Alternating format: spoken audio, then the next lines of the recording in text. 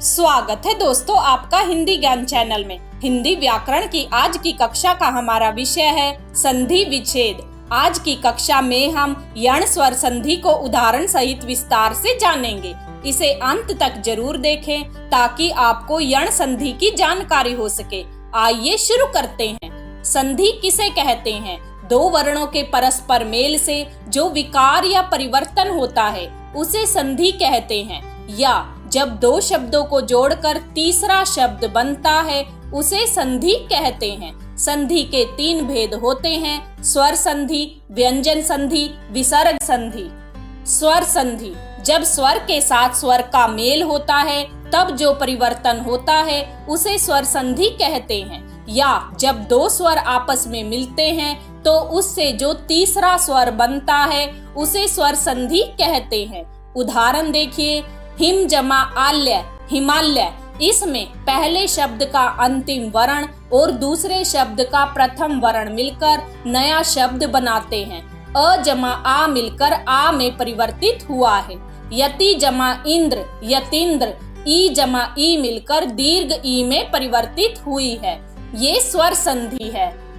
स्वर संधि के 5 भेद होते हैं: दीर्घ संधि, गुण संधि, वृद्धि संधि, यण संधि, अयादि संधि। हमने अपनी पिछली वीडियो में दीर्घ संधि, गुण संधि, वृद्धि संधि को विस्तार से जाना था। अब हम यण संधि को विस्तार से जानेंगे।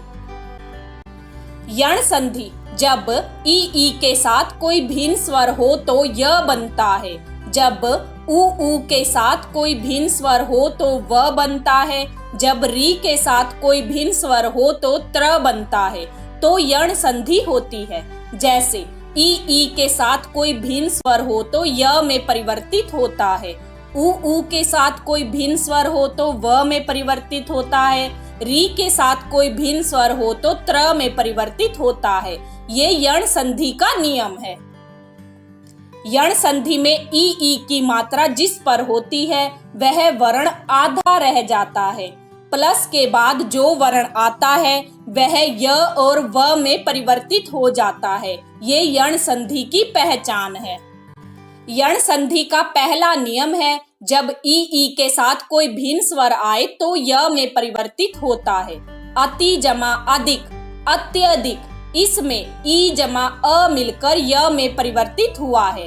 अति शब्द में त पर ई की मात्रा है, इसीलिए त आधा हो गया है, और प्लस के बाद कोई भिन्न स्वर आया है तो य में परिवर्तित हो गया है। अत्यधिक। प्रति जमा अक्ष, प्रत्यक्ष। ई जमा अ मिलकर य में परिवर्तित हुआ है। इति जमा आदि, इत्यादि। इति शब्द में त पर ई की मात्रा है, इसीलिए त आधा हो गया है। इत्यादि। वि जमा आप्त, व्याप्त। प्रति जमा एक, प्रत्येक। ई जमा ए मिलकर य में परिवर्तित हुआ है। प्रति जमा उपकार, प्रत्युपकार। ई जमा उ मिलकर यू में परिवर्तित हुआ है। देवी जमा उदय, देव्युदय। ई जमा उ मिलकर यू में परिवर्तित हुआ है। परि जमा आवरण, पर्यावरण। ई जमा आ मिलकर य में परिवर्तित हुआ है। जब ई के साथ कोई भिन्न स्वर आता है तो य में परिवर्तित हो जाता है।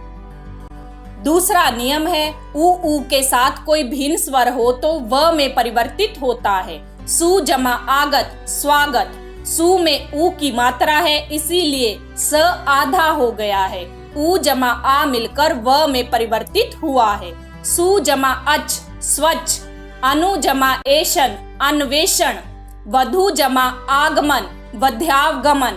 उ जमा आ मिलकर व में परिवर्तित हुआ है। अनु जमा अय, अन्वय। उ जमा अ मिलकर व में परिवर्तित हुआ है। पु जमा इत्र, पवित्र। तनु जमा ई, तन्वी। उ जमा ई मिलकर व में परिवर्तित हुआ है। धातु जमा इक, धात्विक। धातु शब्द में त में उ की मात्रा है, इसीलिए त आधा हो गया है। उ जमा ई मिलकर व में परिवर्तित हुआ है। जब उ के साथ कोई भिन्न स्वर आए तो व में परिवर्तन हो जाता है। तीसरा नियम है, जब री के साथ कोई भिन्न स्वर आए तो त्र बनता है। मातृ जमा अर्थ, मात्रर्थ। मातृ जमा आनंद मात्रानंद, री जमा आ मिलकर त्रा में परिवर्तित हुआ है। पितृ जमा आज्ञा पित्राज्ञा, मातृ जमा इच्छा मातृच्छा, पितृ जमा इच्छा पितृच्छा, पितृ जमा अनुमति पितृनुमति, री जमा अ मिलकर त्र में परिवर्तित हुआ है। मातृ जमा आदेश मात्रादेश, री जमा आ मिलकर त्रा में परिवर्तित हुआ है। जब री के साथ कोई भिन्न स्वर आए तो त्र बनता है। ये यण संधि है जिसे हमने जाना है। अगर आपको यह जानकारी अच्छी लगी हो तो चैनल को लाइक और सब्सक्राइब करना ना भूलें, ताकि आपको इसी तरह की और जानकारी आसानी से मिलती रहे। धन्यवाद।